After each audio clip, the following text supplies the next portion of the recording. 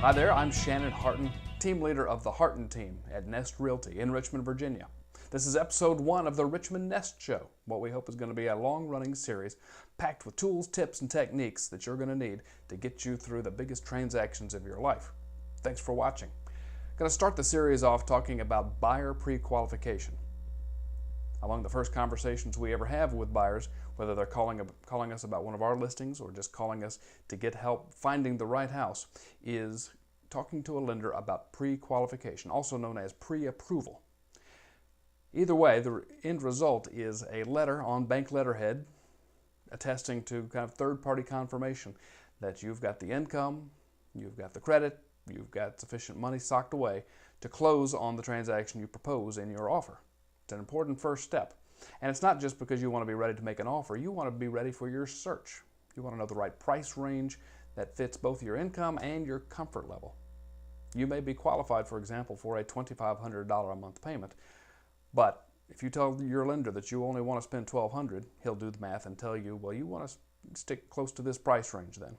And then you're armed for a successful search from day one. What goes into a pre-approval?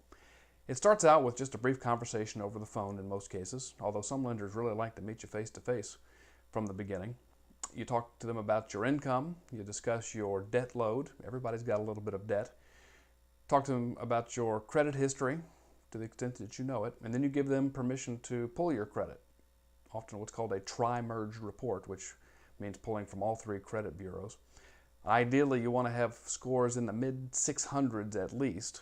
If you're in the 700s, you're in great shape. If you're in the 800s, you're golden. You are ready to buy a house. Regardless of if your credit and your income and your debt load, your debt-to-income ratio, they call it, if that all lines up with their tables, then they will tell you you are pre-qualified. They'll give you a letter, generally good for 2 or 3 months, that says you are pre-qualified to X price range.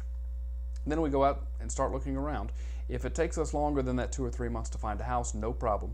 You can just call your lender back, get an update. He'll just kind of confirm over the phone that you've still got your job, your income hasn't changed dramatically. Might pull your credit again just to make sure your credit score is still good, and then just reissue that same letter. You attach that letter to the offer you make that shows Mr. and Mrs. Seller that you really can close on the deal you've proposed. Without that, well, your offer isn't worth the paper it's written on.